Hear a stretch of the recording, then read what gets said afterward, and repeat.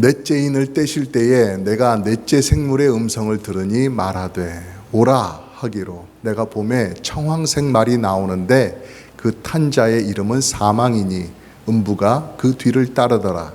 그들이 땅 4분의 1의 권세를 얻어 검과 흉년과 사망과 땅의 짐승들로서 죽이더라. 다섯째 인을 떼실 때에 내가 보니 하나님의 말씀과 그들이 가진 증거로 말미암아 죽임을 당한 영혼들이 제단 아래에 있어 큰 소리로 불러 이르되 거룩하고 참되신 대주제여 땅에 거하는 자들을 심판하여 우리 피를 갚아주지 아니하시기를 어느 때까지 하시려 하나이까 하니 각각 그들에게 흰 두루마기를 주시며 이르시되 아직 잠시 동안 쉬되 그들의 동무 종들과 형제들도 자기처럼 죽임을 당하여 그 수가 차기까지 하라 하시더라. 아멘. 오늘의 말씀은 하나님의 손에서 두루마리의 책을 받아서 예수님께서 계속해서 그 봉인되었던 것을 떼어나가시는 그런 장면입니다. 지난번 말씀에서 세 번째 인까지 떼시는 것을 보았는데요.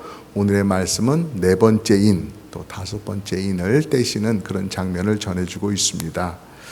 혼란한 세상, 또 핍박이 있는 이런 세상 속에 성도가 살아가는 것, 왜 우리에게는 하나님이 계시는데도 이러한 일들이 우리에게 벌어지는가? 왜 하나님은 이런 고난을 성도들에게 허락하시는가? 참 이상하다. 이러면 안 되는데. 이런 생각을 할 것이 아니라 이것을 어떻게 이해해야 되는지 그것을 가르쳐주고 계십니다. 이 세상의 역사 속에서 하나님 아버지의 구원의 계획과 또 심판의 계획을 예수 그리스도께서 이루어 가고 계시기 때문에 예수님을 믿고서 그분의 일하심을 믿고서 우리는 계속해서 끝까지 믿음의 싸움을 잘 싸워가야 된다. 끝까지 믿음의 정절을 잘 지켜야 된다 하는 그런 가르침을 주시고 있습니다. 이 말씀을 보면은 네 번째 인을 떼실 때 어떤 일이 일어난다고 되어 있습니까? 내가 봄에 청황색 말이 나오는데 그 탄 자의 이름은 사망이니 음부가 그 뒤를 따르더라. 그들이 땅 4분의 1의 권세를 얻어 검과 흉년과 사망과 땅의 짐승들로서 죽이더라 하였습니다. 앞에 두 번째 인, 세 번째 인을 떼실 때에 이런 여러 가지 고난, 시련들이 계속해서 펼쳐졌죠. 전쟁에 대한 것, 또는 물가가 막 올라가지고 경제적으로 살기 어려운 그런 일들이 일어난다고 하였습니다.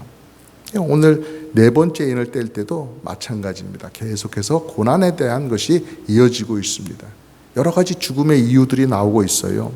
청황색 말을 탄 자가 있는데 그 자의 이름이 사망이라고 하는 것입니다. 그리고 그 사망이 앞서가고 그 뒤에 음부라고 하는, 즉 죽음의 세계가 쫙 펼쳐지고 있다라고 하는 것입니다. 사망이 먼저 앞으로 가니까 그 뒤에는 그러한 세계가 열리는 것이 당연하겠죠. 여러 가지 죽음의 이유들, 검, 흉년, 그리고 또 짐승들에 의해서 성도들이 죽어나간다는 것이죠. 세상 사람들도 마찬가지겠지만 그 안에 성도들도 담겨 있어서 함께 고난을 당한다는 것입니다. 이게 어느 한두 마을에서 일어나는 일을 전하고 있는 것이 아닙니다. 이 사망이 어느 정도의 권세를 받았느냐? 땅 4분의 1의 권세를 받았다고 하는 거예요. 온 세상 땅의 4분의 1이라고 한다면 거대하잖아요.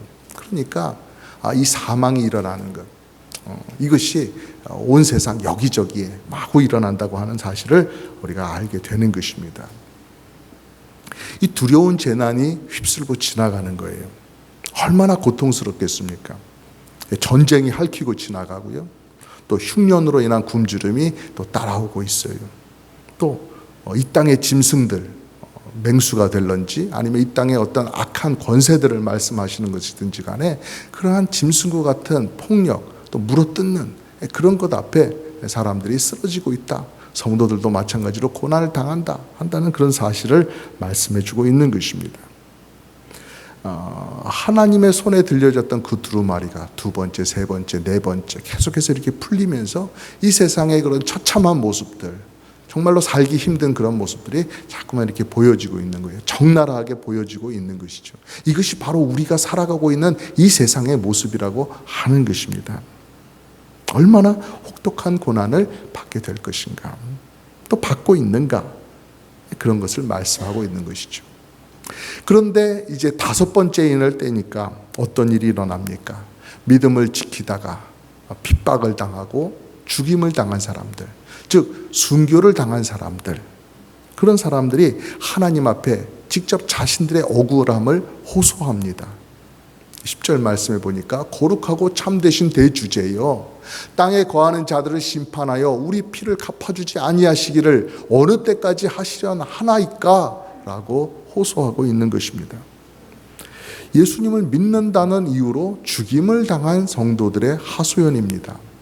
하나님 아버지, 저희들의 억울함을 풀어주시기를 바랍니다. 저희들이 다른 것을 하지 않았는데 단지 예수님을 믿는 사람들이라는 이유 때문에 저희들은 고통을 당했고 죽임을 당했습니다.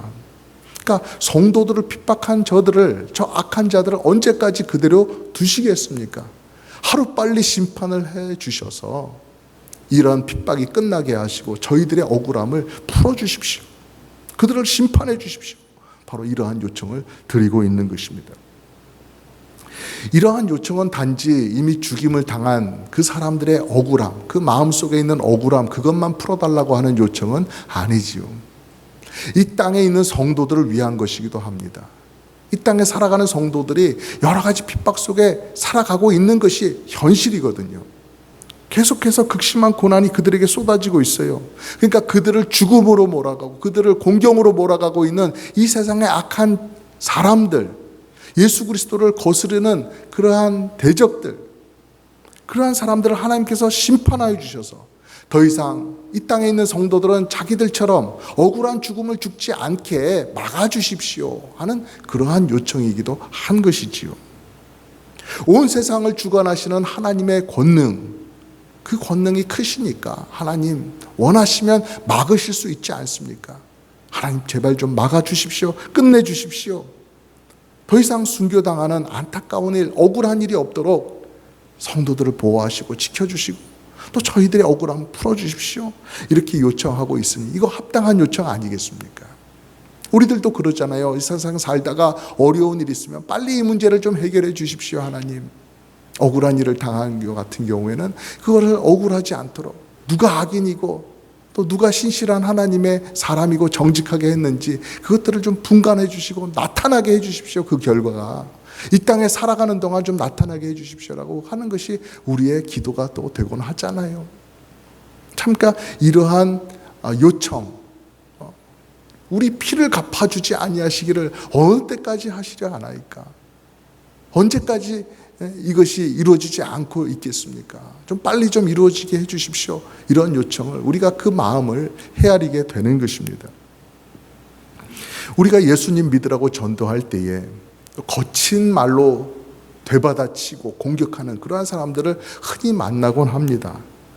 예수님 믿으세요 했을 때 믿기 싫으면 안 믿을래요 뭐 하고 점잖게 거절하면 되잖아요. 그런데 마치 그런 예수님을 전하는 그런 사람들을 보면은 막대해도 되는 사람처럼 무례하게 굴어도 되는 것처럼 거친 말로 그렇게 서스럼 없이 응대를 한다는 말이죠.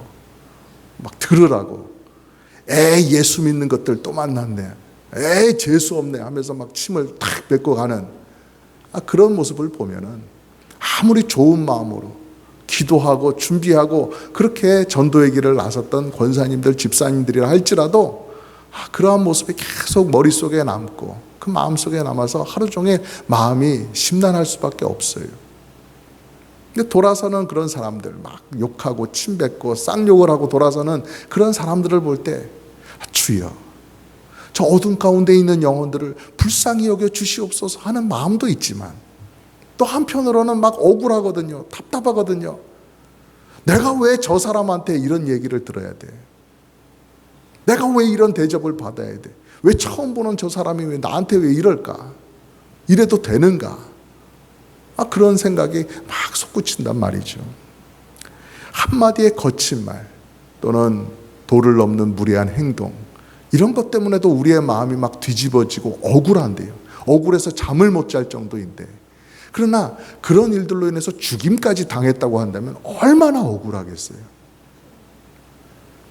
성도들은 함부로 죽여도 되는 존재이고, 그들은 이 세상의 전염병과 같은 존재이니까, 쓸데없는 존재이니까 함부로 해도 된다. 이런 일들이 통용되는 이런 세상이라면 억울해서 어떻게 살겠어요?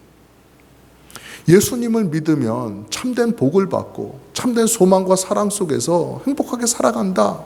이것들이 드러나야 되는데, 예수님 믿고 예수님 전하면 핍박받고 비인격적인 대접을 당하고 삶이 비참해지고 멸망을 당하더라.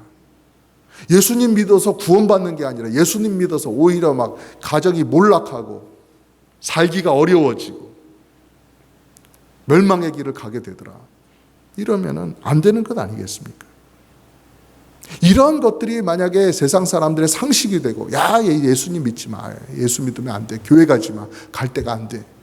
그런 못된 사람들하고 어울리지 마. 이런 것들이 사람들이 아는 진리가 된다면 얼마나 안타깝습니까? 그러니까 이런 것들은 단지 고난받는 성도들, 그런 고난의 차원, 고난을 벗어나게 되는 그런 차원의 문제가 아니라 예수님의 구원의 은혜가 가려지는 거예요. 전도의 길도 막히는 거란 말입니다. 그러니까 정말로 억울함을 담아서 죽임을 당한 성도들이 하나님 앞에 호소를 합니다. 그럴 때 어떻게 하나님께서 대답을 해 주십니까? 11절 말씀해 보니까 각각 그들에게 흰 두루마기를 주시며 이르시되 아직 잠시 동안 쉬되 그들의 동무 종들과 형제들도 자기처럼 죽임을 당하여 그 수가 차기까지 하라 하시더라 하였습니다. 아직 죽임을 당한 성도들의 숫자가 차지 않았으니까 더 기다려라 하시는 그러한 말씀을 하시는 거예요. 여러분, 여기서 아직 수가 차지 않았다, 그 숫자가 어느 숫자에 이르지 않았다라고 하는 것을 통해서 우리가 무엇을 알 수 있습니까? 이게 어떤 의미입니까? 하나님께서는 계획이 있으시다라는 것이죠. 정하신 때가 있다라는 거예요. 심판을 하시는 때가 있는데 그 심판하시는 때는 무엇을 기준으로 하느냐? 오늘 날씨가 좋은데, 아니면 시간이 이 정도 됐으니까 심판을 해야 되겠구나 하는 것이 아니라, 그 때를 정하는, 그 때가 되는 것은 무엇에 달려 있느냐? 이 땅에서 고난받아서 죽은 성도들의 수가 어디 숫자에 이르느냐? 그 성도들의 수에 따라서 심판의 날이 달려있다, 그렇게 정해놓으셨다라고 하는 사실을 알려주시는데요. 여기서 오해하지 마셔야 되는 것이 있습니다.